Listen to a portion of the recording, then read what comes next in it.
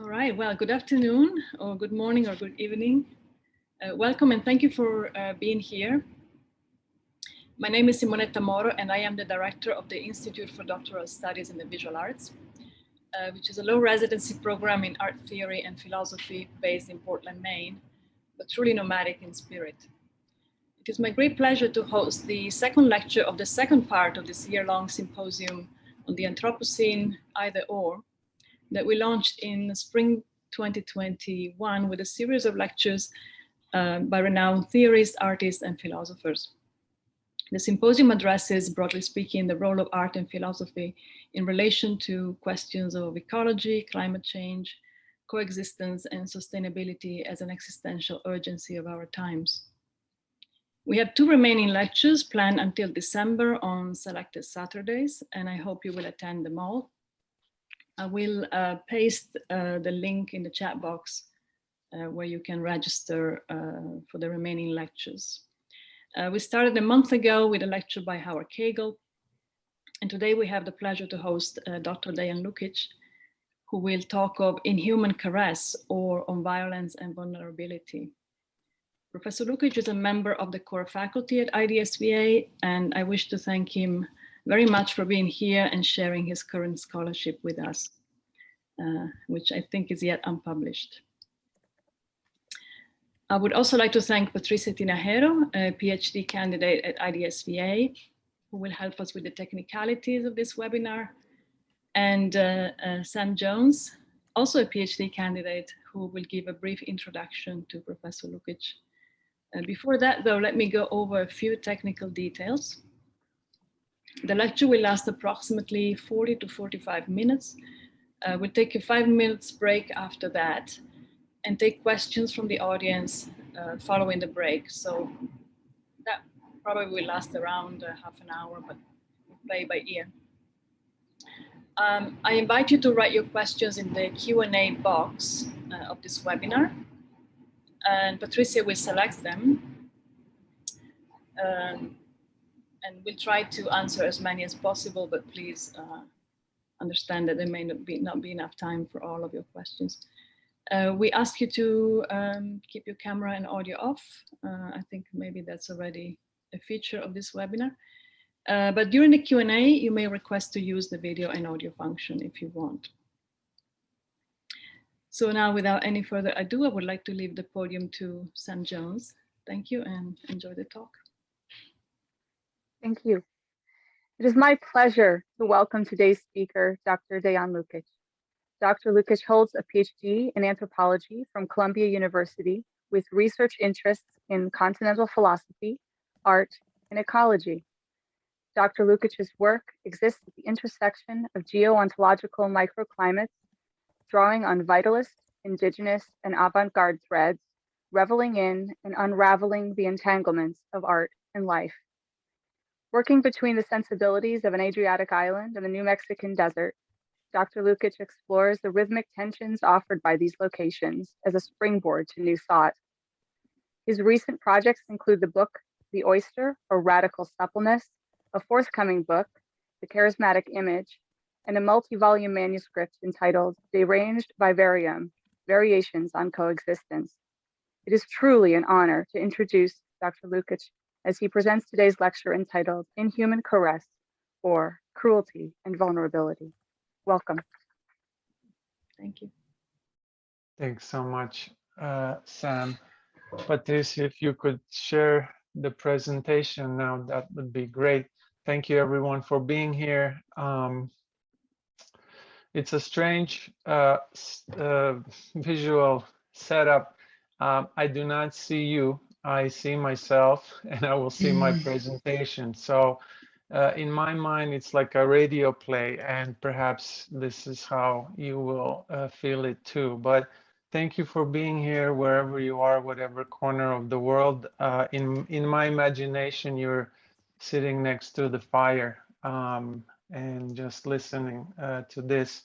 I will read the texts that I have written. They are part of the manuscript called Deranged Vivarium that Sam has mentioned. They deal with two notions that are in the title itself, cruelty and vulnerability, primarily in nature. And I would say that cruelty is a physiological problem or physiological fact primarily, and metaphysical problem as well, at least as far as I'm concerned. And if we are nature, then it's a problem that intimately concerns us as well. If we are outside of nature, then it's still a very strange fact worthy of observation. You can move to the second slide, please. So the one before. So these are the 6 sections that I will go through. They're short. It is work under construction, so they are somewhat incomplete, but you will definitely get the sense of, perhaps get the sense, maybe not definitely, where this is going. But the manuscript consists of many of these sections that are interlocked in some sense. Next slide, please. And one more, next slide. So we start with the quote from Nietzsche. One should have more respect for the bashfulness with which nature has hidden behind riddles and iridescent uncertainties. Hidden behind riddles, certainly, composed of iridescent uncertainties, surely, but one word must be corrected in the quote, bashfulness. Nature camouflages itself not out of shyness, but out of cunning, trickery, and desire for devouring. It is an insatiable metabolic machine. Hence, before it turns into a culinary art, eating is an act of cruelty. It is a quintessentially an act of tearing, and as such of destruction. It is the law. One has to inflict a tear in order to live. It would be prudent to heed the advice of the respectable philosopher and not pierce the surface. But what if one was looking through the tear or at the tear, a harmed surface, without searching for depths? Since the tear is not a revelation of the abyss, but rather of rawness, of fatal vulnerability, it confronts us with a mute stupor. There is also an instinctual urgency to close it up. Since the secret is best kept sewn up, where the hem, underappreciated, is the guardian of mysteries within human sensibilities, it is best left alone. Hem is veritable recovery and a hope of health. But why is there a tear to begin with? If anything marks our world, it is precisely the presence of the wound, which is an open cut and which makes this world utterly material. Anything that tears is a form of flesh. Indeed, tearing reveals what lies behind the torn surface. It reveals another reality, almost always soft and vulnerable and raw. Much of life exists only within a properly shot or stitched surface, and the health of this surface reality is defined by its imperviousness. As soon as it is punctured, something is wrong. Without a doubt, a theater curtain, most often red in color and velvety, has precisely this effect of peering into another reality which until then has been innocently closed. The same is with the surface of the painting, whose intentional cutting is enough to make us gasp for air. The tear is not a product of apprehensiveness. It is a gesture of a cold passion. But the torn surface is not the essence of reality either. It is just a nutrient, a form of nourishment. The Latin root word cruor forms both cruelis, meaning tearing up, as well as crudus, meaning indigestible. In the mystery of its etymological birth, cruelty is already tied to metabolics and ethics, as it relates to that which is indigestible. This, of course, is inaccurate, since in order to digest, that tearing is necessary. In other words, cruelty is digestion. Let us consider the most complicated surface, which is the skin, the outer layer tissue that envelops. Next slide, please. There is a devastating tearing happening at the heart of nature, as an enormous appetite compels all creatures on this planet. Before it is sublime or beautiful or glorious, nature is cruel. And so is art. Huang Yongping built an installation titled Theater of the World, which you can see here, 1993, which consisted of two parts. A 33-foot metal structure in the shape of a snake that served as a bridge, and B, a table in the shape of a turtle shell, which was underneath the snake bridge and which contained many kinds of insects and reptiles. The artist posed a series of questions as potential explanations of the artwork. These evoked the installation as an insect zoo, an observational platform, a devouring space, a cross between a panopticon and a shamanistic practice of keeping the insects. These are all artists' statements. And a modern representation of the ancient Chinese character Gu. All of these evocations are related to the theatricality of the world, where the same play of contradictory events unfolds on a larger scale. Such is the meaning of the Chinese notion of gu, a specific type of poison, whereby 5 venomous creatures, a centipede, a snake, a scorpion, a toad, and a lizard, are put in the same pot and left there for a year. In the aftermath of mutual devouring, the remaining corpse is meant to possess the magical properties that combine all 5. Transmogrification results in more potency and power. It is not forms that matter here, but flavors, not visual determinations, but gustatory or digestive ones instead. Next slide. This gesture, from ancient shamanistic to contemporary artistic, is a further intensification of the sensation of cruelty.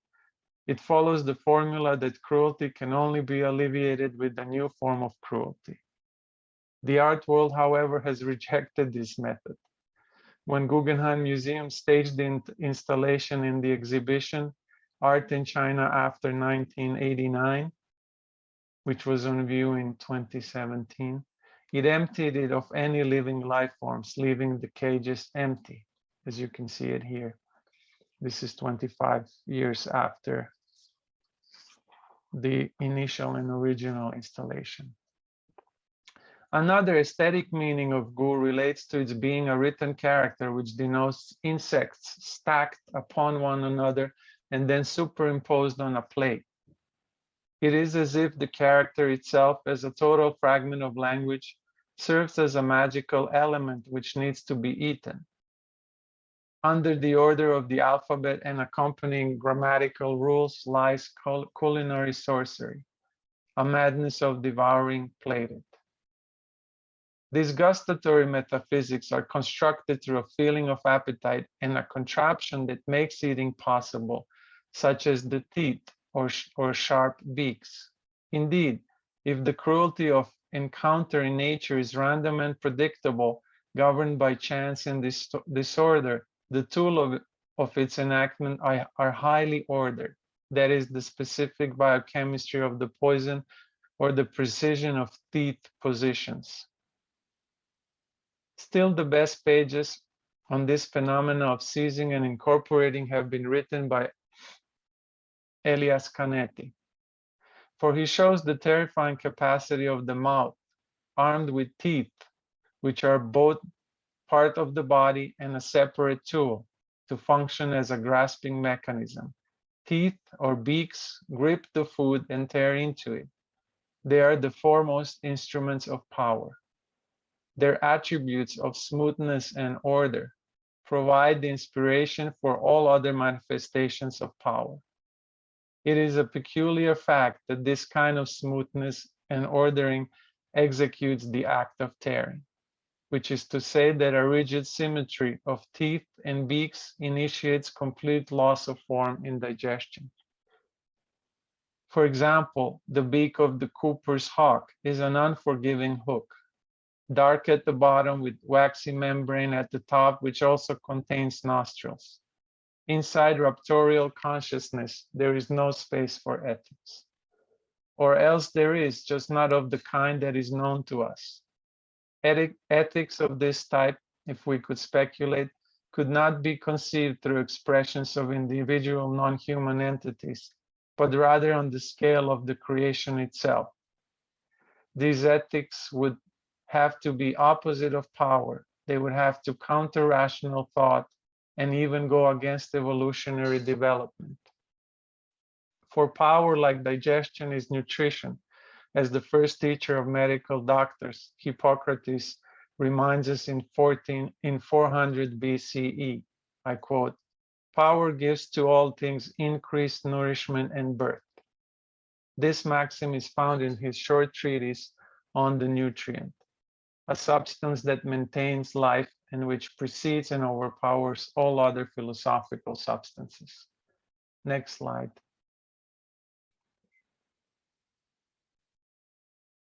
And next slide. This constellation of power that relies on seizing, incorporating, and nourishment remains a complicated riddle. Even more bewilderment is brought by Felidae, a walking leaf insects, which span forests from South Asia through Southeast Asia to Australia. These insects are generally considered one of the most remarkable camouflage artists in the world, with such a sophisticated degree of mimicry that confuses the copy, the insect, with the original leaf. Even the individual members of the species sometimes do not distinguish their own members, from leaves they represent, which leads to a collective homophagy, whereupon they graze on each other. This phenomenon was addressed by Roger Callot in 1935. One of the compelling and confounding arguments that he makes is that insects which are engaged in mimicry to this degree practice magic, since one of the old anthropological rules of the so-called primitive magic states that like produces like. In this event, the Felidae are so skilled in imitation that their own insect modalities deteriorate and the becoming leaf is real.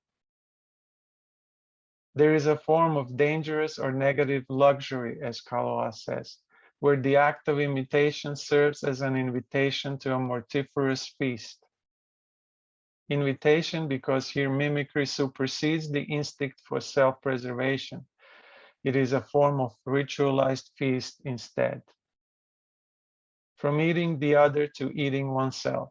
Such is the nature of alimentary metaphysics. Yes, in evolutionary biology, this is nothing strange. But in other domains, that of ethics and aesthetics, not to mention theology, this law of consumption through wounding signals that something is wrong at the core of creation. And it seems that we are nowhere near to finding a cure. Friedrich Nietzsche sensed the same and announced the time of convalescence that is yet to come. Next slide, please. And I'm reading this quote, which you can see.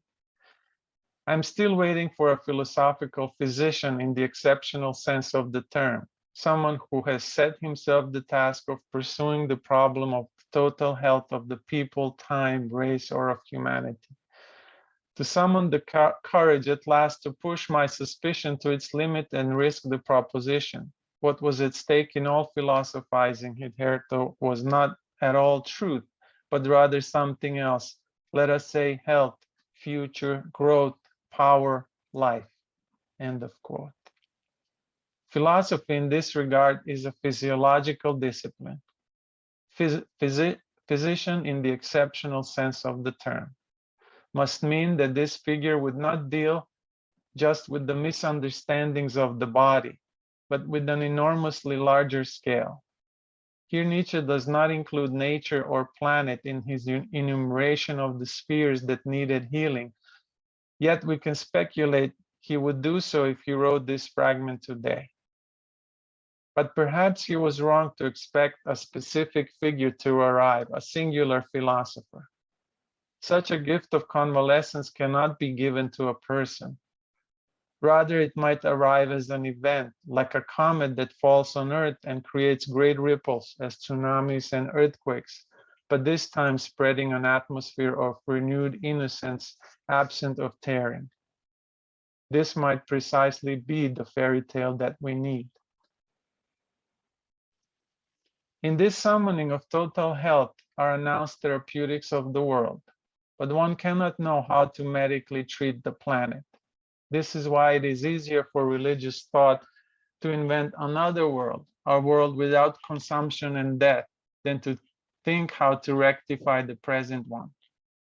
Perhaps the art of living simply refers to hemming the world. But with what practices? With what dispositions, if these dispositions are not only ones of proper political orientation, but rather of instinctual radical peace, absent of politics? Nature as such does not help here. Neither does humanity. Paleontologist Lauren Isley had an extraordinary ability to look at the human from a distance and diagnose it accordingly. I quote, it came to me in the night, in the midst of a bad dream, that perhaps human, like the blight descending on a fruit, is by nature a parasite, a spore bearer, a world eater. End of quote. He wrote this in 1970, half a century ago. Since then, the human devouring frenzy has increased exponentially. He goes on to call the parasites diabolically ingenious. The human, however, is the greatest devourer on the planet by the sheer intensity with which he decimates other species, destroying what is perhaps the greatest virtue of life, and certainly one aligned with nature thinking, that of biodiversity. For the desert is only bewildering because of the plants and creatures that carve their existence there. Otherwise, it is misery. Desolate Antarctica cannot be compared to the Arctic, which is full of animal life. For this reason, what we call thinking should be streamed into upholding this virtue. For there is no joy nor salvation outside the multiplicity of life. Human beings lingered through their bipedal ancestry in nature's shadow as one of its iridescent riddles for 4 million years. Now unconcealed, overt, and overexposed, they're casting their own shadow over nature. A series of questions then follows. To what extent does multiplication of life, generation of new entities, the increase in plenitude, depend on tearing of the individual body? And does the tearing need to be brutal? Or is there another, more temperate way for necessary separation to occur? If the creation is caught in the great trauma of wounding, when will the era of great soothing begin? Or has it begun already? Is it part of the tearing itself? Next slide, please.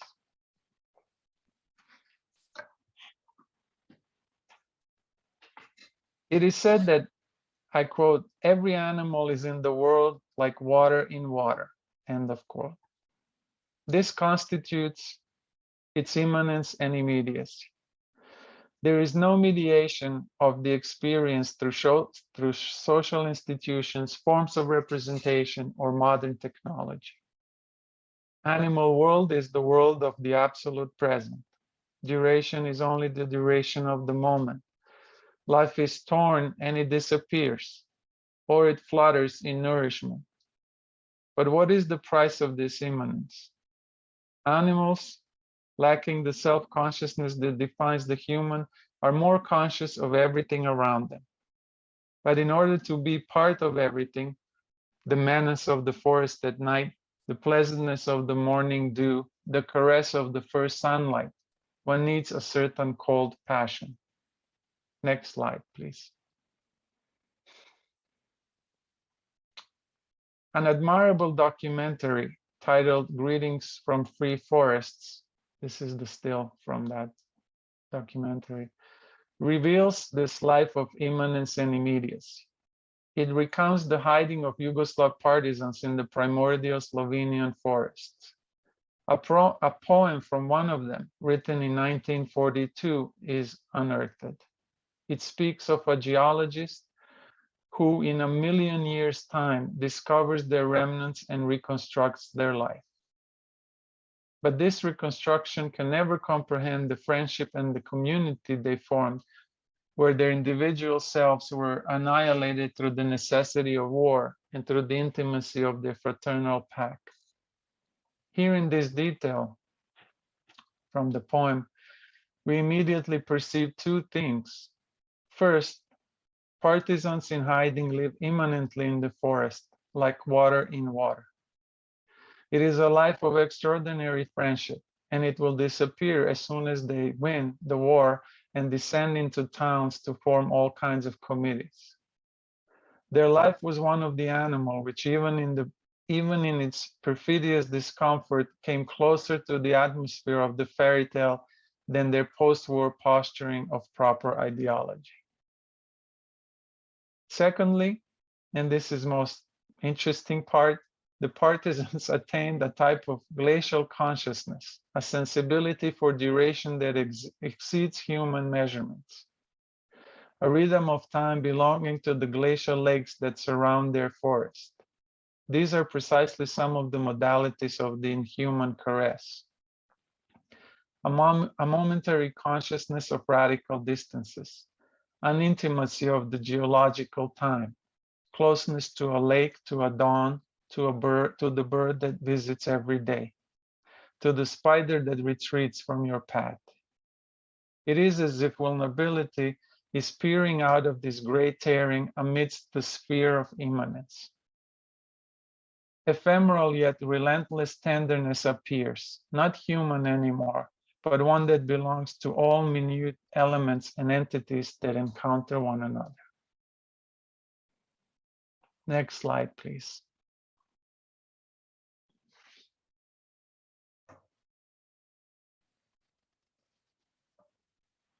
There is no one who has come closer to this immediacy of non-human communication with the animal than Elena Guro. And she is neither a saint nor a mystic. Next slide, please.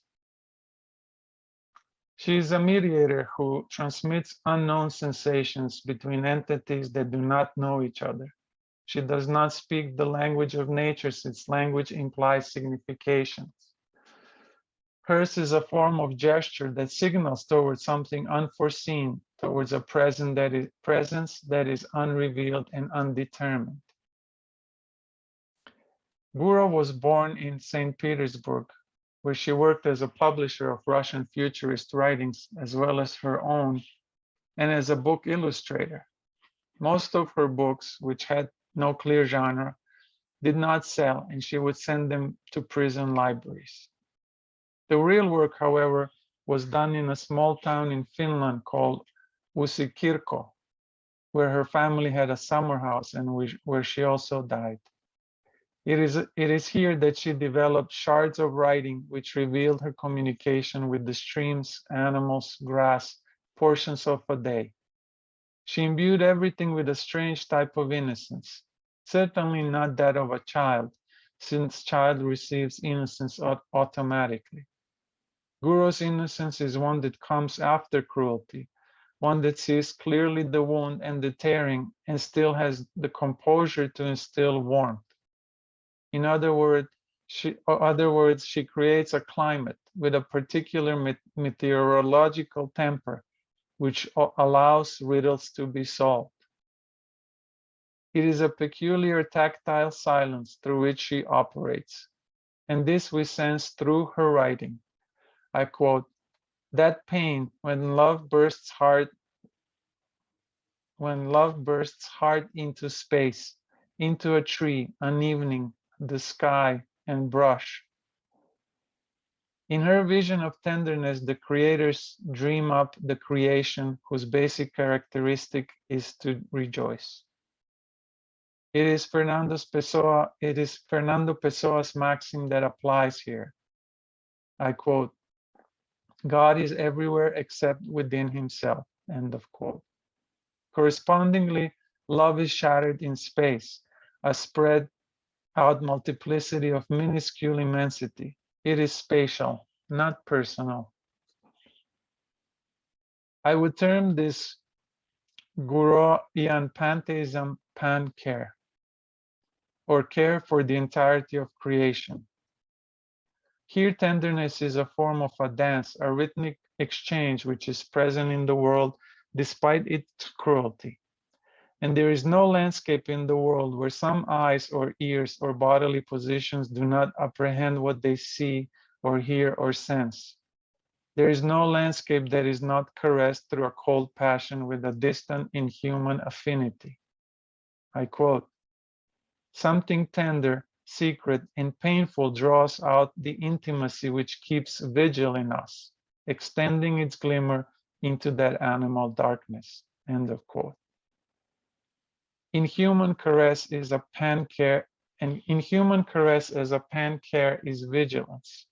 It is watchfulness and attentiveness to that which is incomprehensibly different, like an insect's wing. This caress does not cease in order to consume.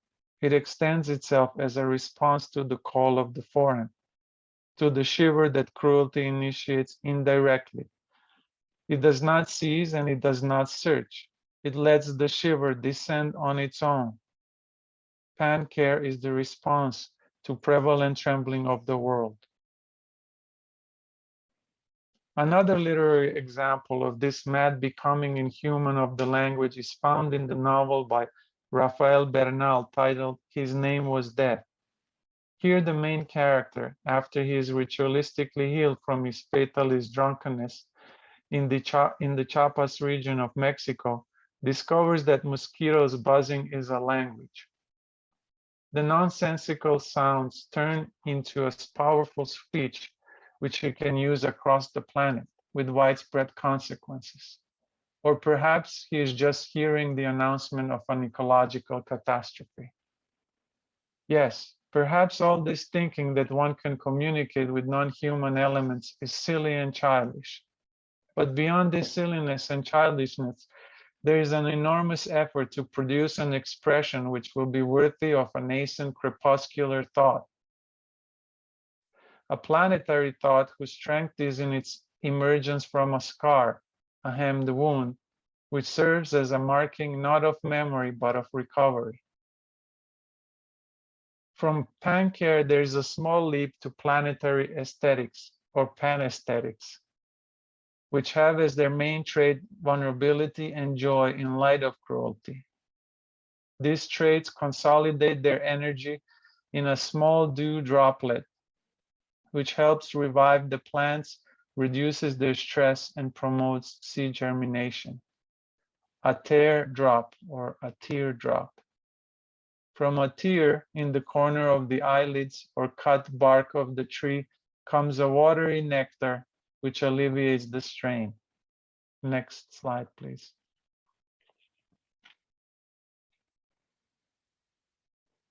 Next slide, please. Secreted by the lacrimal glands, the tear is the manifest expression of vulnerability, a visual and chemical declaration of joy or grief. As part of her Pyramid series, started in 1984, Agnes Dennis created an installation titled Teardrop, Monument to Being Earthbound. You can see it on the image here. The teardrop monument is massive in scale. It is also meant to look like a flicker of a candle when lit from the inside. It also reminds us of a floating planet, a spherical astronomical body, which is alone in the darkness, yet is still and calm. Dennis calls it a benevolent form. That is to say, it levitates as tenderness, kindness, and decency. Furthermore, the artist says that this shape is an enigma to which we have to respond. But to me, it seems that the monument is the response already, an enigma that is answered with another enigma. Being earthbound is a defining predicament of being human. Yet this teardrop, the signal to all vulnerability, levitates. A mark of an unproclaimed spiritual journey, it is the opposite of the ancient obelisk, which is a petrified ray of the sun, a sunlight captured and weighted. Dennis' teardrop, on the other hand, is extracted from the heaviness of the emotion, grief or joy, or both together, and made weightless. We do not know yet how to deal with its perfection, nor what is predetermined in its mathematical patterns. Nor do we know its nature. Does it come from the eye or from the morning condensation in the air? It is a formation of a cold passion, one that results equally from art and nature and philosophy. What we do know is that the installation corresponds to a tactile meteorological stillness. For the moment of great stillness in nature occurs at dawn, when nocturnal animals quietly retreat and diurnal ones carefully wake up. Beginning of twilight before the sunrise. When the colors of the indirect sunlight reveal the world, it is utterly comforting. When the light is diffused and thus tender by the scattered particles that blast into the atmosphere. When cold air is filled with protective halos. The light comes from below, signaling birth, crepuscular peace. The emerging light is, I quote, the self-touching of matter, as Novalis says, and the day is thus the consciousness of the planet. All this we see in the teardrop, the tear and the caress. Next slide, please.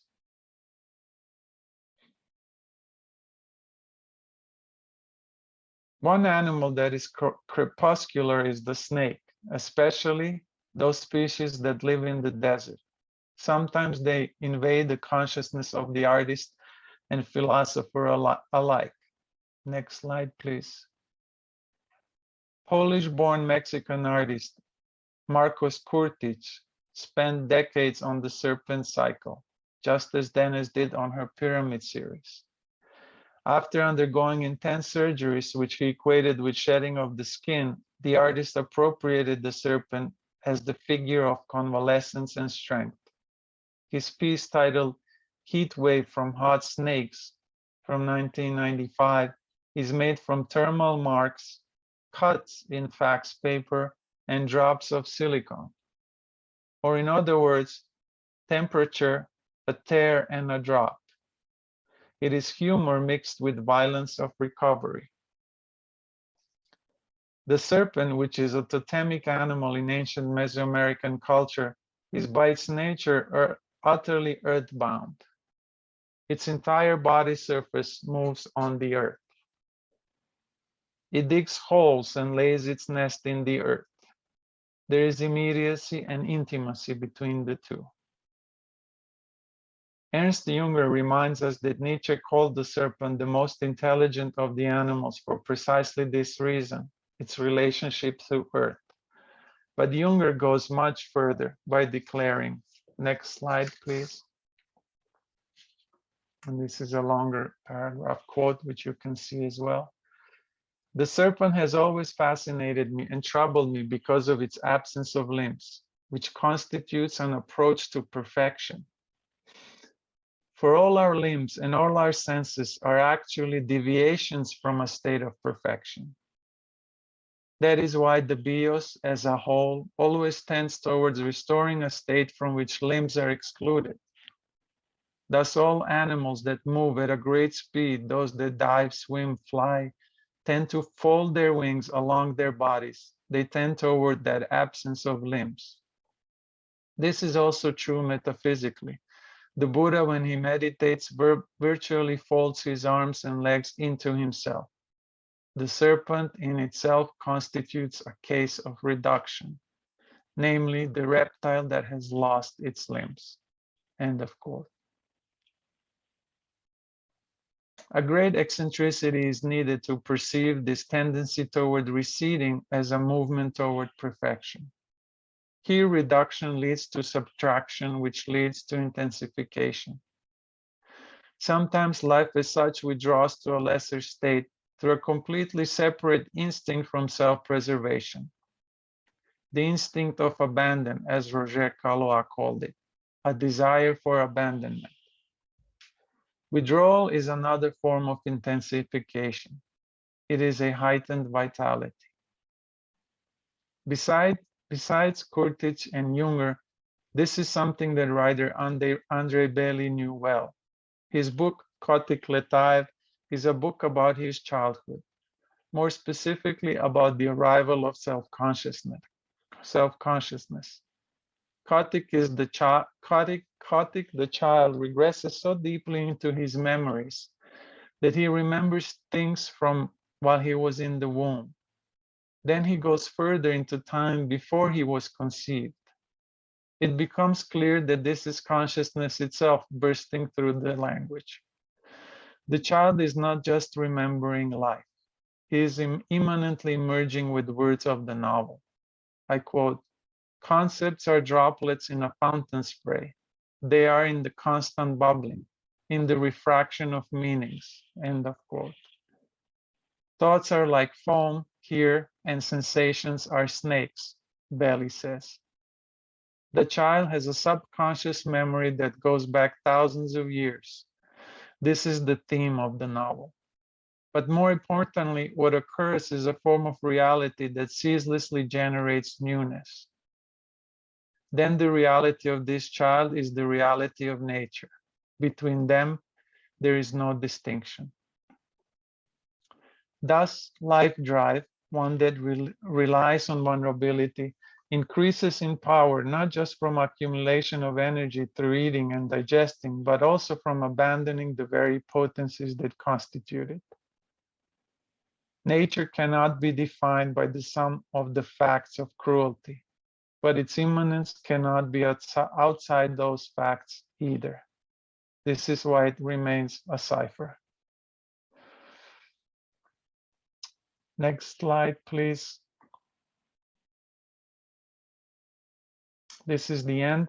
I really wanted to play the sounds of the coyote pops that I received from a friend here, but we couldn't connect the audio to this, so you'll just have to imagine it. And I'll just read the last line. I write this in the year 2021 during nautical dawn, when the sun is 12 degrees below the horizon line. Few stars still linger, shining brightly in the receding darkness, like false memories. In the distance, coyote pups announce themselves to the world, hungry and joyful. Thank you.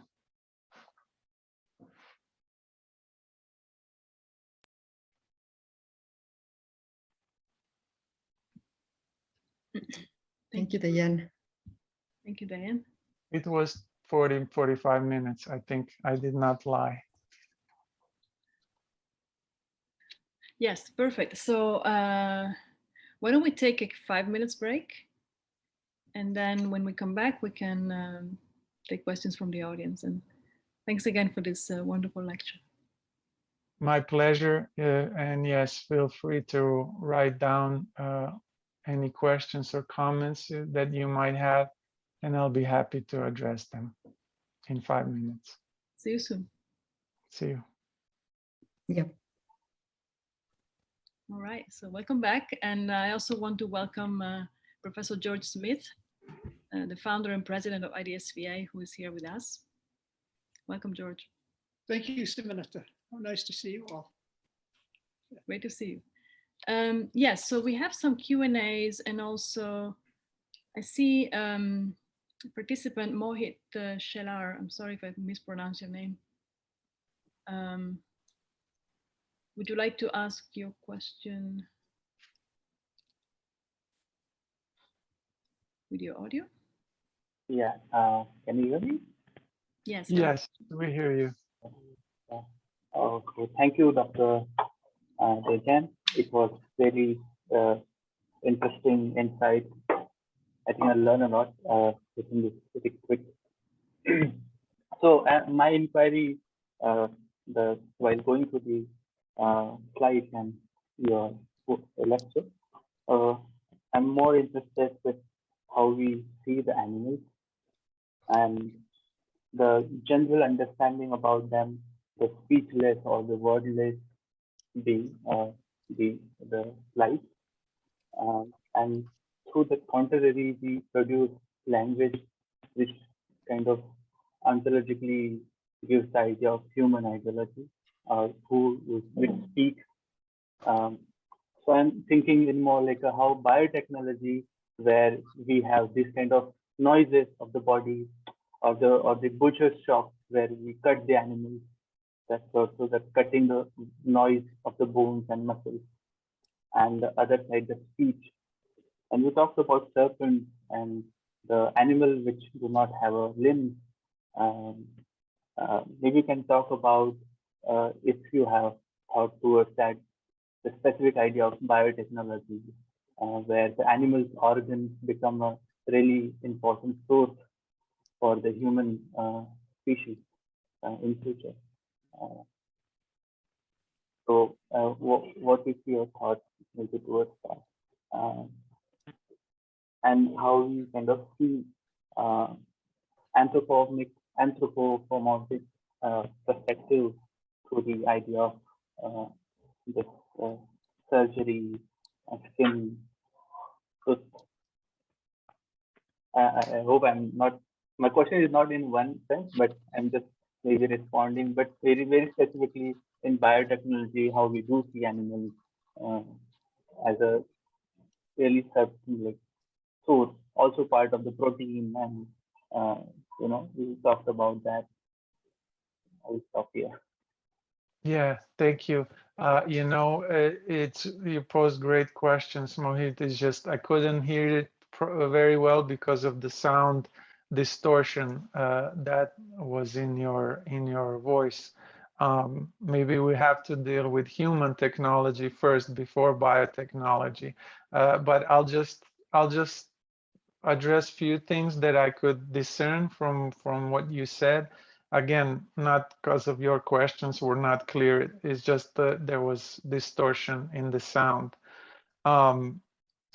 With biotechnology, I didn't quite understand exactly what you meant there, but and the use of animals there, I don't have much to say about that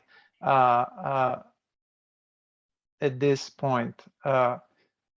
Human beings, of course, are at this stage of still using animals in every respect, from nutrition to other terms. And I didn't really want to get into that. There's a lot of writing on that in animal ethics and so on. But my engagement was more with this problem of the nature of cruelty itself, which does not differentiate between human and animal. So it's just there, it's present. I think there's a lot of confusion still of what a human being is. I think we're still trying to divest ourselves of the idea of the human as something that's constructed, as a constructed subjectivity that's been implemented through social institutions and philosophy, history of philosophy, history of religion, and so on. So on the one hand, 21st century, we're only beginning to divest ourselves from the idea of the human and to see ourselves as something else than human. What is that other thing? A set of multiplicities. What constitutes those multiplicities? Animal, non-animal, organic, inorganic matter, and so on. So I don't like to make the distinction between the human and the animal to begin with, unless it's for a very specific example. When it comes to the anthropomorphism, that too, I just kind of heard you use that word. I didn't really hear the question. There's a lot of critique when we speak about animals and maybe speak in a manner in which I do, that it is a form of anthropomorphism. I mean, I don't really have a problem with that so much. This kind of philosophical endeavor is an attempt to create a new form of a fairy tale that produces a different imagination of the world. It comes as a result of a dissatisfaction with the world as it is. And, you know, what can we do in terms of thought that changes that dissatisfaction?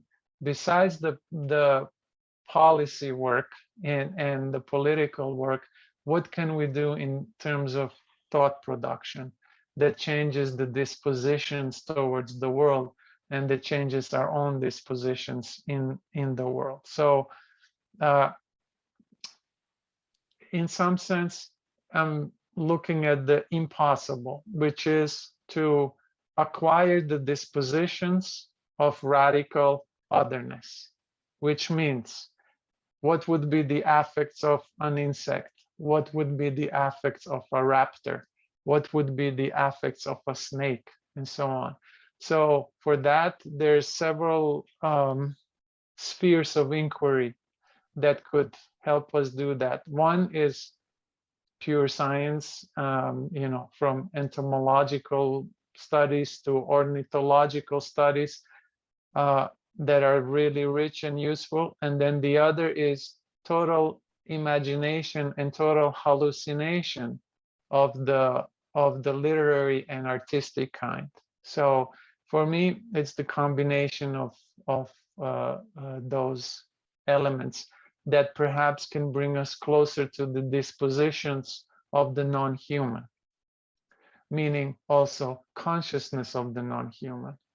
And I think that exists. Some people don't think it exists. But so it's not about speechlessness or wordlessness of the animal. It's about the dispositions, traits, and tendencies that they carry, and to what extent we can enter and plug into those tendencies.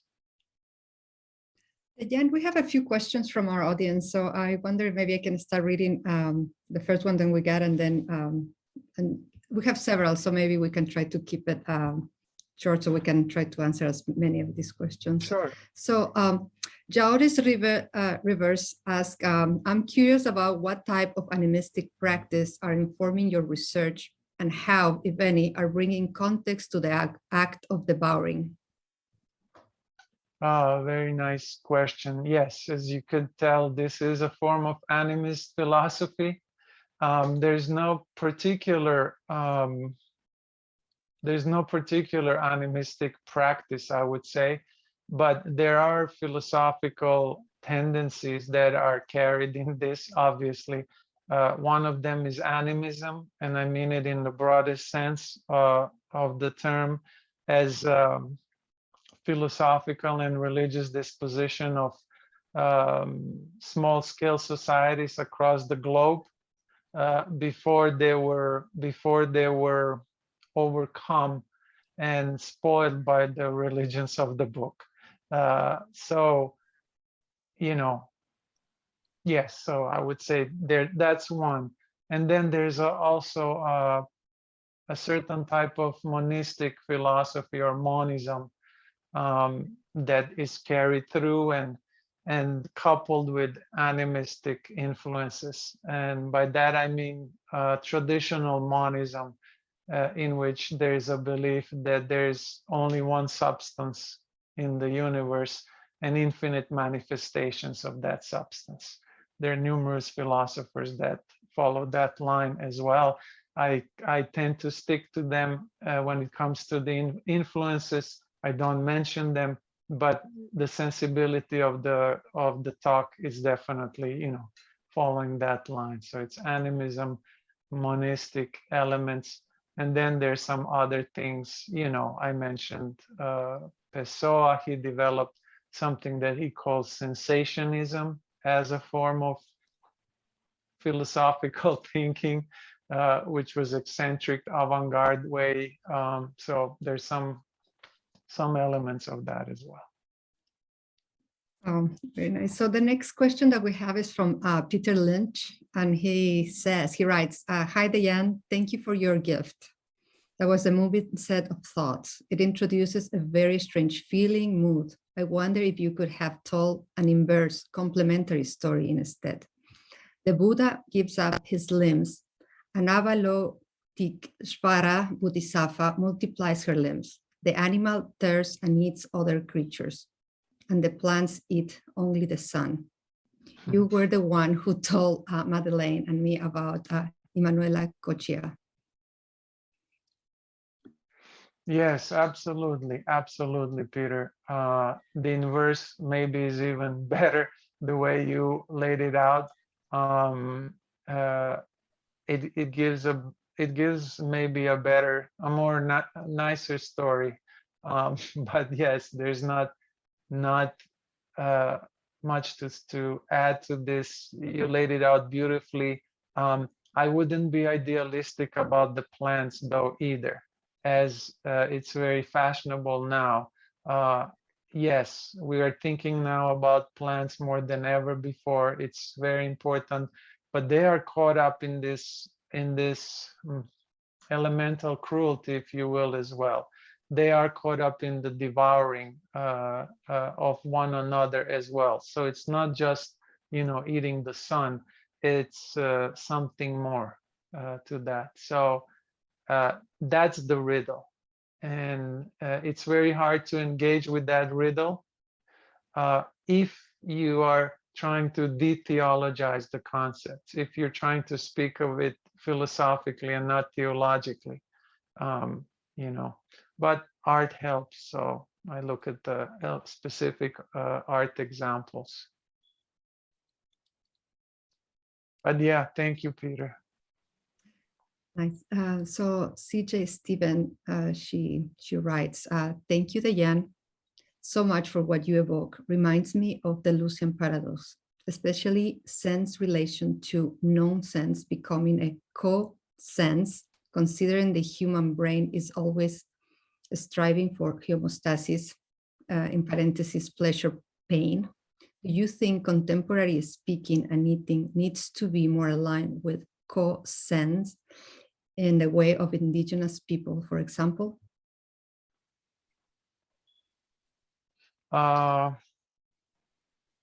Thank you. Again, you laid out a little theory here, more than a question.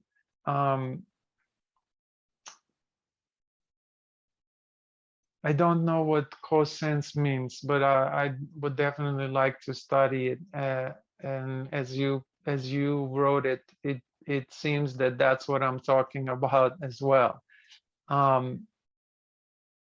Yes, indigenous epistemologies certainly play a role in ways in which we organize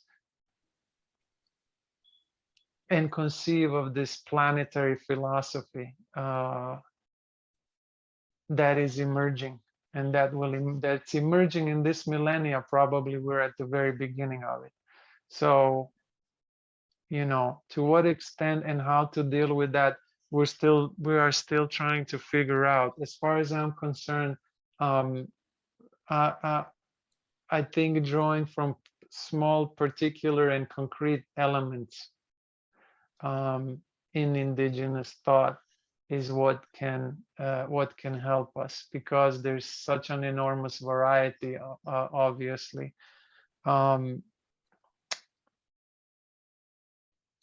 Yeah, it's an immense landscape of information and philosophical jewels that are out there, and they are present in Western history, Western philosophy. They're present in indigenous epistemologies. They're present in latest scientific discoveries and experiments. So putting this together, sewing this up,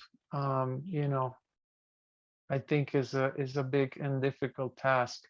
I had, you know, a number of elements here, and it was really difficult to build a web and create a tapestry that makes sense. So, but that's the task. Consens, I will remember it and I will look for it. Thank you, Dejan. So Juan Restrepo, he writes, I'm interested in knowing how you conceive of cruelty in today's society, considering how civilizations conduct cruelty in a macro notion. Micro notions, I don't know what you mean by that, but cruelty in society, I also didn't address that. This is why I said it's physiology and metaphysics that interested me primarily. With the social element, it's a whole other story. You know, it's an enormous story. So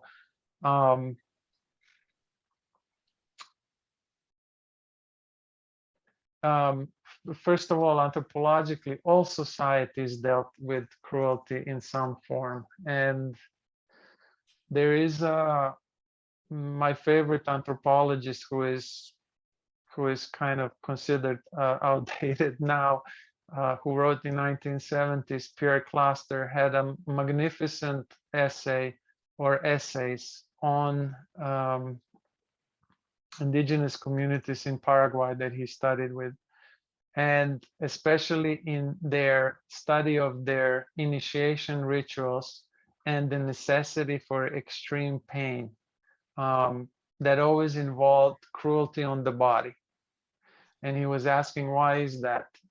Why is that their necessity there, which doesn't exist in so-called civilized societies where there is a general avoidance of pain? And he came to a conclusion, which is, to me, you know, makes sense, but it's pretty wild, that this type of cruelty, traditional cruelty on the body, was there as a reminder that everyone is the same. And it kept equality in the community. Everyone is the same, meaning no one is better than anyone else. And here's the scar to remind us of that. That was one thing. The other thing is also these types of small contained violence prevented larger violence to occur, which is for the way colonial violence occurred. So different societies deal with cruelty in different ways. What can you call cruelty today? In a society in which we live, what is the society in which we live? It's a global society. I can't even call it, you know, there's specificities of cultures. There's an immense cruelty of inequality, obviously, and there's an immense cruelty of misplaced hierarchies of value. So there's a general denigration of humanity, if you ask me. So, you know, there's a terrible sensibility for cruelty. So that's social. It's very complex. And again, this is, I think, a matter of political anthropology and political philosophy. But there is something else, of course, cruelty and that's embedded in human desire, and that maybe writers like Marquis de Sade and Zahir Mazov have developed, and some of the psychoanalysts discussed, which I think is also interesting. Thank you, Dejan. I have no idea. Where did I go with this question? I don't know. Before we read the next one, could you please repeat the name of the anthropologist you mentioned? Yes, Pierre Cluster. And the way you write this is C-L-A-S-T-E-R-S.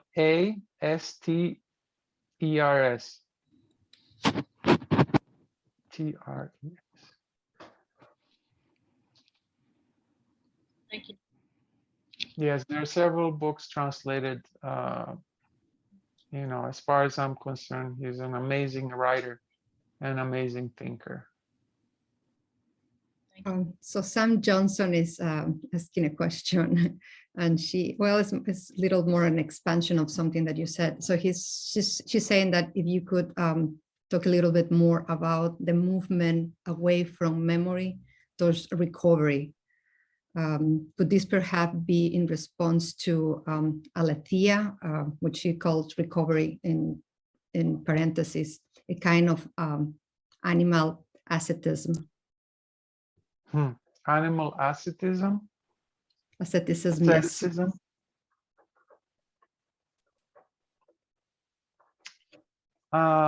Thank you, Sam. What else can I tell you? This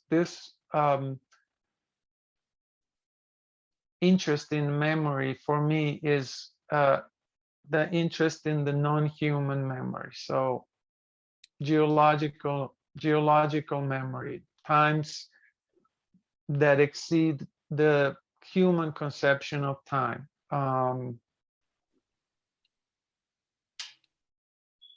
What is the relationship to recovery? Well, I think I try to address it a little bit there, but I don't know if I can go further into that. Honestly, I don't dare.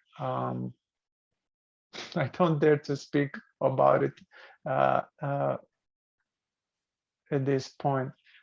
Nietzsche speaks about the necessity for forgetting, and that's not by coincidence. I think there is a need to forget. What does that mean? I cannot tell you right now, but you know, I think Maurice Blanchot wrote the best things on forgetting and the necessity of forgetting that there is. Why would forgetting be necessary? Only one reason: recovery. So there needs to be a more nuanced answer to this, but that's all I can give you at this point. Again, I have a question of my own, and I was the image that you showed the tear is very beautiful, and just then is I'm thinking is the tear and the tear, and there's a play with the spelling of the word that is quite interesting, especially I think for people who are not who are not English speakers. There's always like this attention to the correct spelling, and it becomes an important place of kind of recognizing otherness maybe. But the question that I have is like, what happened when a scale change? So for me, it's like almost the movement between from intensive to extensive. Because a tear is like so non-threatening because it's a small, but then, you know, if it's a ginormous drop that is gonna, like scale changes a lot. So I don't know, maybe you can talk a little bit more about the tear and the tear in terms of the scale. Yeah, but this is what I think Agnes Bennett did with her installation. Of course, the scale changes the affect and the experience. And like you said, I have played with that similarity between the tear and the tear, especially because I was thinking how to bridge and create a continuity between cruelty and vulnerability. And so that image of the tear became the bridge, because it's a word that is also a tear. I also liked the image of the tear, no matter the scale, if it's big or small, because I used it just as Agnes Dennis in the singular. So it's just one tear. It's not crying. And I think that's significant because when it's just one, it is an expression of vulnerability, but it's also something else. It doesn't fall into total grief, let's say. It doesn't fall into deep emotional state. So in any case, the singularity of the tear was perhaps more important to me than the scale. But sure, I mean, you change the scale, you change the affect, you change the climate, you change the atmosphere and ambiance of the feeling and of the space. Thank you. Ana Fernandez asked, the part where you name Elena Guro triggered tears from me. You speak of an innocence that comes after cruelty, vulnerability and joy in spite of cruelty. I can think of Brugminsa sanguinea plant in her beauty and openness, innocent. Inside, the hummingbird feeds on it. The drops to the floor. It remains innocent, in sight of cruelty, without judgment. In the ethics, the judgment that makes cruelty cruel. Yeah, so I'll just connect to something that you so nicely wrote to. For me, cruelty is also judgment. And once we extract judgment, we come back to innocence in some sort. So, but as you notice too, this new forms of innocence is something that interests me, and this is something that I look for in artists and writers. Like Elena Guro, she's very little known, but you know, I think she's marvelous. Obviously, some images help to discuss this and evoke this. For example, the snake, because a number of thinkers and writers and artists have used it as an image of second innocence, because it's shedding its skin and because there's a renewal, and so on. So it goes back to the same question that I think we started to. If we are nature, if that word has not totally lost its meaning and is meaningless, then what does it mean to renew ourselves? If nature is ceaseless renewal, as Henry Bergson would say, and as most evolutionary biologists say, what does a ceaseless renewal mean? What constitutes the renewal? That's my question. And yeah, just stop there. I think maybe on that note, there's someone that actually is asking something about the term nature. So this Anat Dan, and this person writes, thank you, Dr. Lubick, for the fascinating talk. I gave a question regarding the usage of the term nature, taking about the position that we are benefiting for keeping the use of this term. So what are your thoughts on keeping nature? I am torn. I don't know what to do with it. First, of course, you know, we have to recognize that it is a constructed term as well, obviously, by specific types of discourses. And also my problem with it is that it is overused. And with all the words that are overused kind of die.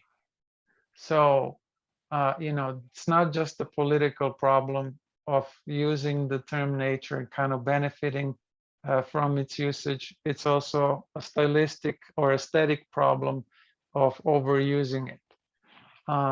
That being said, I think what we need is redefinitions of the term, maybe more than using it or not using it. I think redefinitions are necessary, and eventually finding other words for it.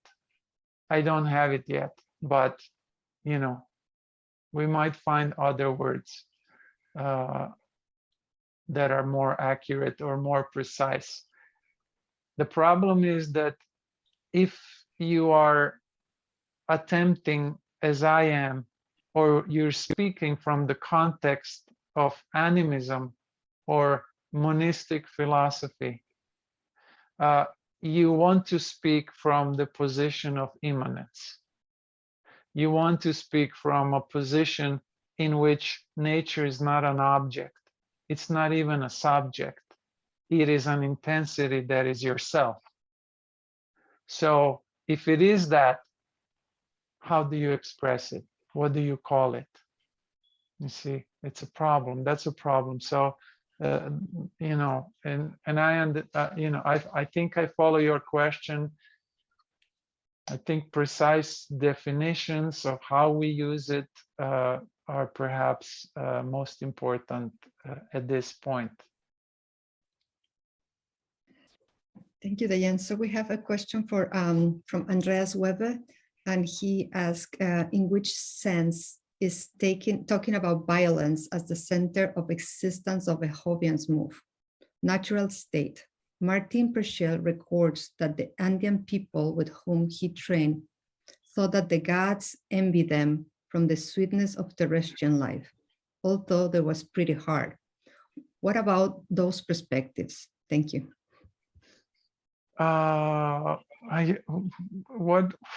didn't really get the question. Sorry. Can I read it again? Maybe? Yeah, please read it again. Yes. In which sense is talking about violence as the center of existence a Hobbian's move, natural state? And then he goes on and says, Martin Perschel records that the Andean people with whom he trained thought that the gods envied them for the sweetness of terrestrial life, although there was a pretty hard.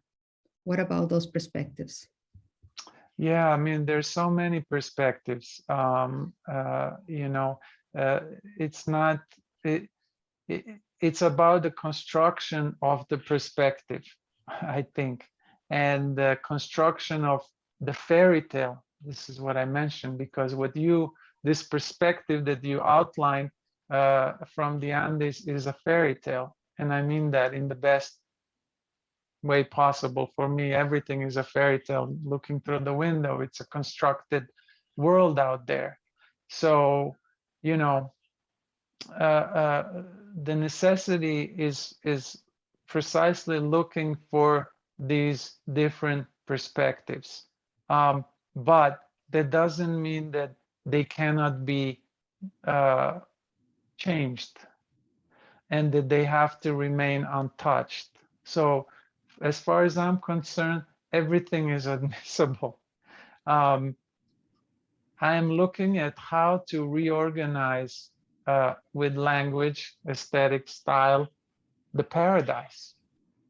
So, you know, I'm not just pulling that out of my head, or I'm not getting it from a divine inspiration of any kind. I'm looking at paintings, specificities of paintings. I'm looking at the specificities of perspectives, like you mentioned. I'm looking at the specific philosophical arguments that come from Middle Ages or from today. I'm looking, and that's what I'm doing. But it is about a construction, and that has to respond to the confrontation with violence. Doesn't matter what the perspective says, there is a confrontation with violence. At the same time, within that violence, there is some form of joy and gentleness. It's very hard to talk about that. It's very hard to write about that. And that is the attempt. In that note, there's someone that is Nicole Marie that is kind of trying to press the issue a little bit on the fairy tale. So I'm just going to give it to you, Dejan. Okay. So she said, if everything is a fairy tale, aren't we too? How do we go about changing the narrative? Do we have agency of change in the matter? I think so. I believe that we do have agency. I mean, we have will, we have instinct, and we have creative thought. So, you know, that's enough to construct a little universe. It's enough to construct a story. It's enough to construct an installation. It's enough to construct an emotion, and so on. So definitely, yes. And by saying it's all a fairy tale, I just mean that it's all constructed, and it's a series of thoughts and practices and actions that consolidate into what we call reality.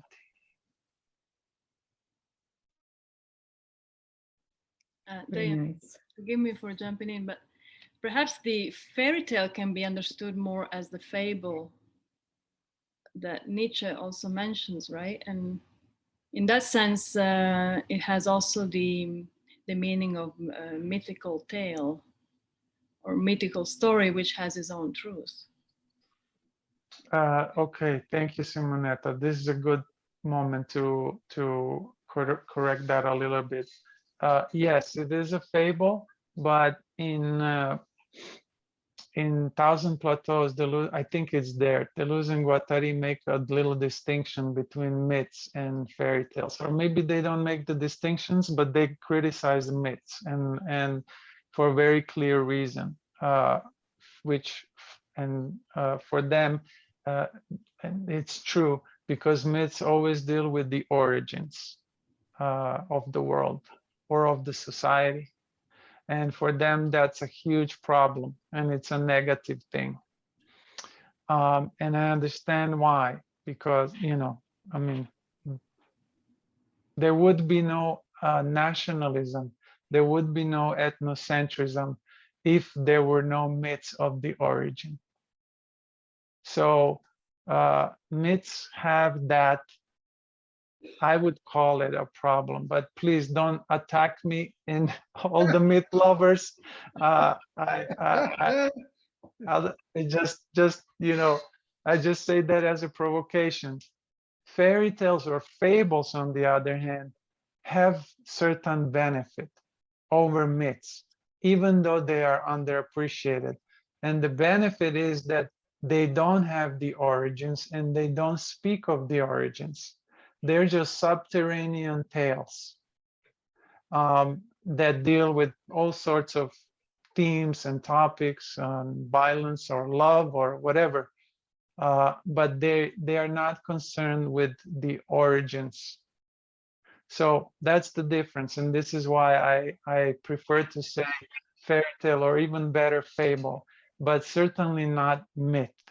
Myth has gravity and weight of depth, which is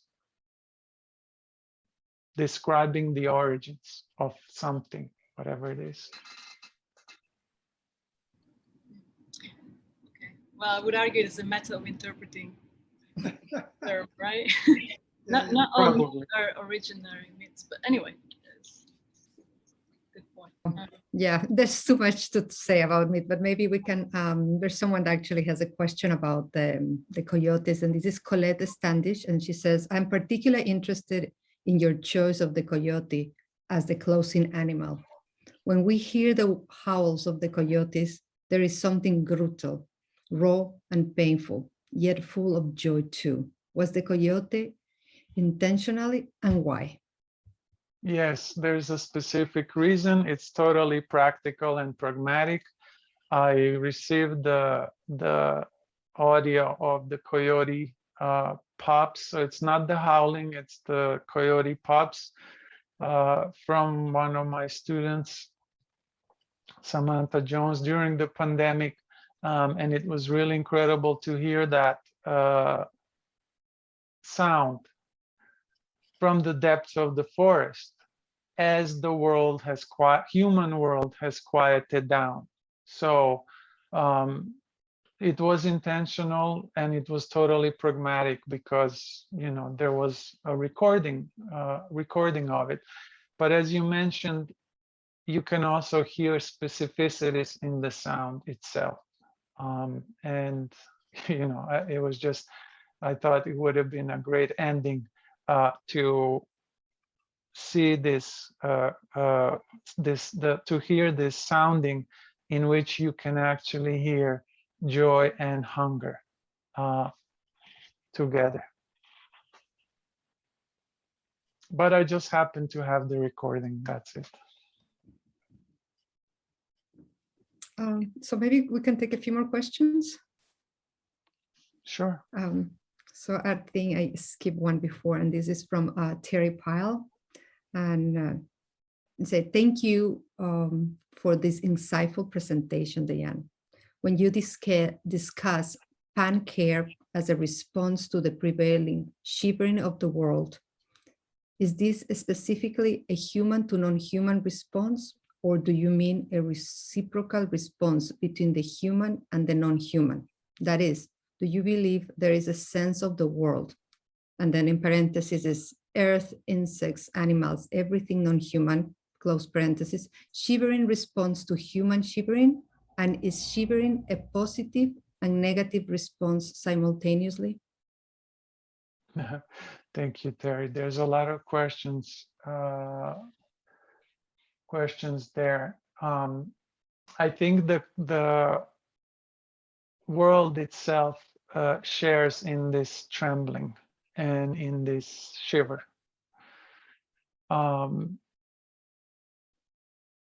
So, you know, when we ask cruelty in society, it's actually everywhere. It's in society and outside of society. It's just there. So the pan care that I was talking about, yes, it's human to non-human, but if we take away that distinction, if we ever reach a point where we can take away this distinction between human and non-human, then it's just care, period, for anything, for whatever constitutes the world, which is all the things that you mentioned. I use that term because, again, I like the prefix pan, and it's just a game. You know, it signals towards pantheism. It signals towards pan aesthetics. So, you know, I just liked it as a potential concept that might address this affect of care for the world as such, rather than, you know, a specific individual. Is there an exchange between the human and the non-human? Absolutely. And it can probably go both ways, and it goes both ways. But yeah, I think that the distinction is still kind of false. It's just a classification. This is human, this is non-human, that helps us talk about these things, but it's not accurate. I remember in one class that I was teaching undergraduates, and one of the students said he got into an argument with another group of students about saving a mouse from the cat.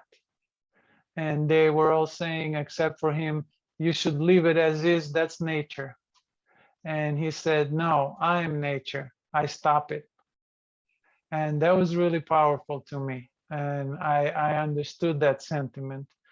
I think it's profoundly wrong to think that nature is out there and that it has its own life and its own laws.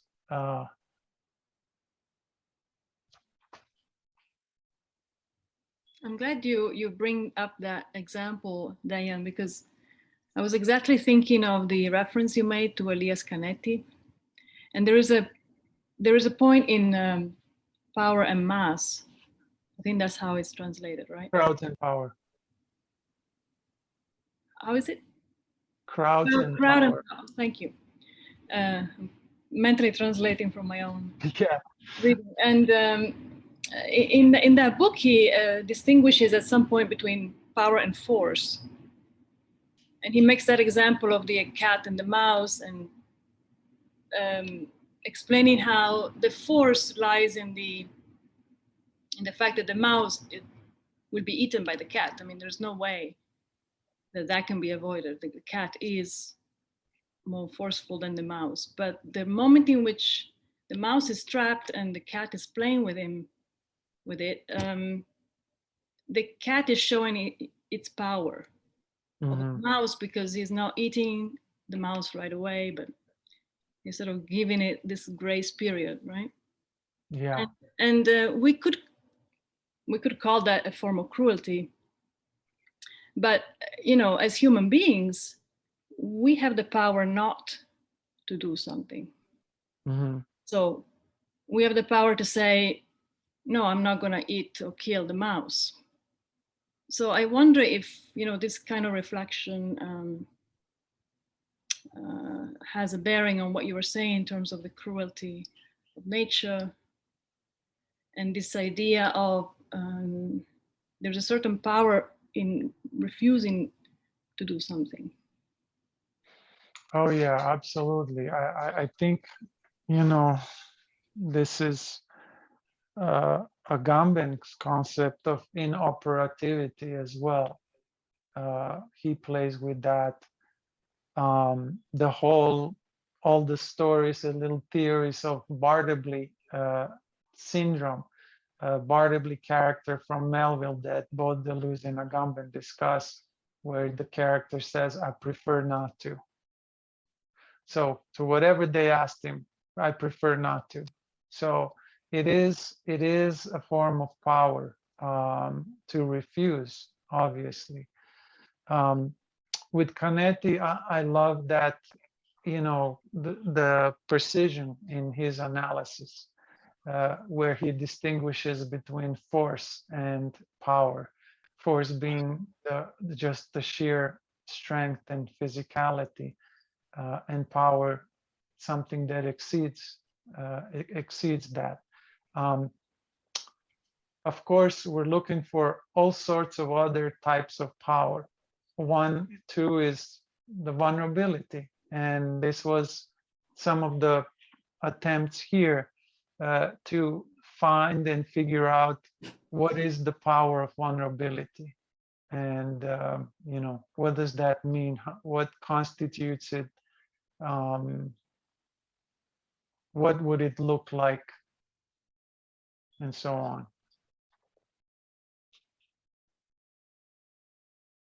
Yeah. Thank you, Diane. Well, we are approaching almost the 2-hour mark. Perhaps there's time for one more question. What do you think? Yeah. Yeah. There's a question by Ji-Yoon Park, maybe that one. Sure. There's also one from Amy Keeley earlier, which I think maybe could be interesting because I think it addresses a little bit of the spirituality and the non-human and the more than human consciousness. So Amy Keeley asked if, you know, she makes a comparisons between what the ants do, and she writes, as ants recover their wounded and dead as level of conscious, so humans have a ritual instinct that is functional, but becomes spiritual. What are your thoughts on ritual activities for both their acts of cruelty, but also as a spirituality within a community? A difficult question. I think rituals are precisely modes of recovery to deal with violence. And animals have it, humans have it, or humans had more of them than, you know, now. But rituals are modes of recovery, I think, and also recognition that the violence that's encountered is not so banal and is not so physiological and biological. Yeah, I don't know. I am reluctant to talk about the spiritual element here. Because I don't want this to turn into a new agey analysis and terminology, but I am looking at something in this encounter with violence that exceeds the physiological and exceeds the social. What is that? What is that other sphere? And how can we talk about that other sphere?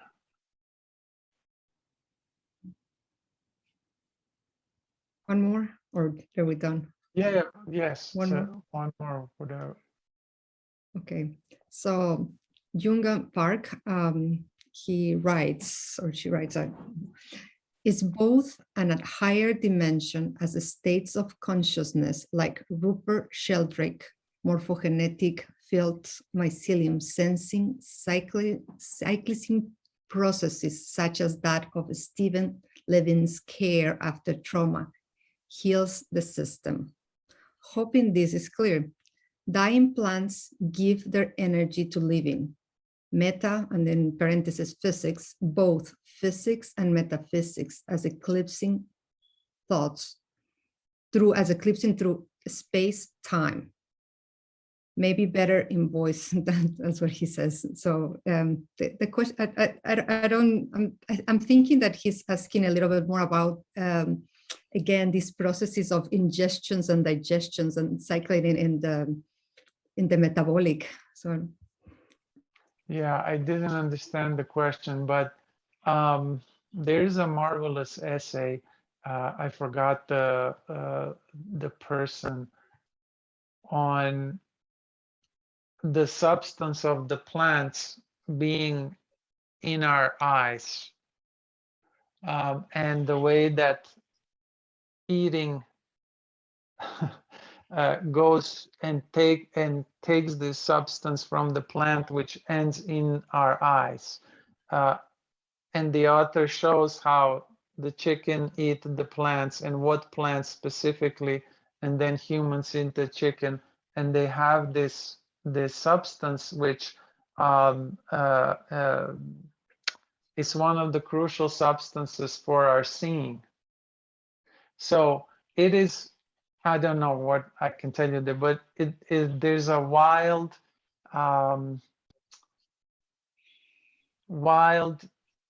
predicament in the metabolic processes, and in which tie all different species together. So again, I think I don't want to think of plants as innocent. Let me see if I can read too.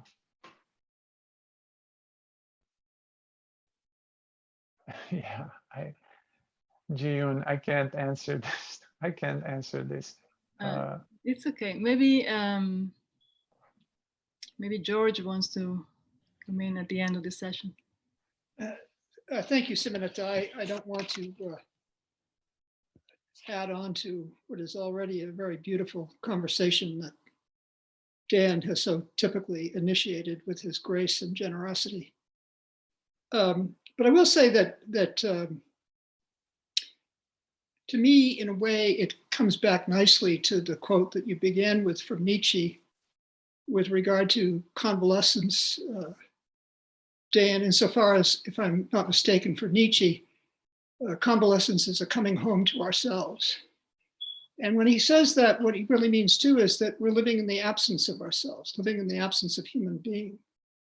And that coming home to ourselves is in fact coming home to become the poets of ourselves, the creators of ourselves, the creators of a future of what human being might mean beyond or besides humanism. And to me, if I can just leave with a comment, it seems to me that you're laying the groundwork for that project. And I'm very grateful to you for taking on that enormous task. Thank you. Thank you. Yes, absolutely. It's very nice how you put it and how you tied it together. I totally agree with you. And if it is an absence of a human being, it's also our not knowing what a human being is or could be.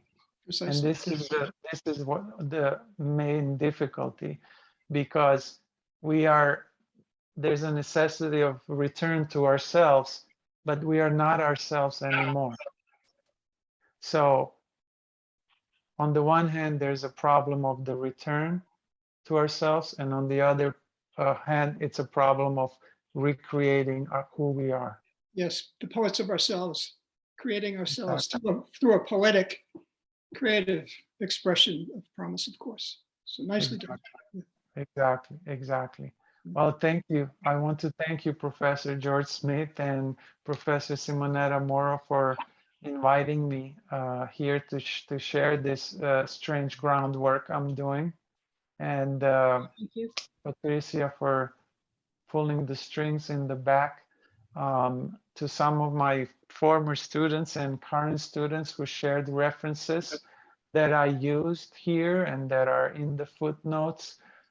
Sam Jones, Nandita Bakshi Shet, Benjamin Swift, William Scarlett, Zane Dervin.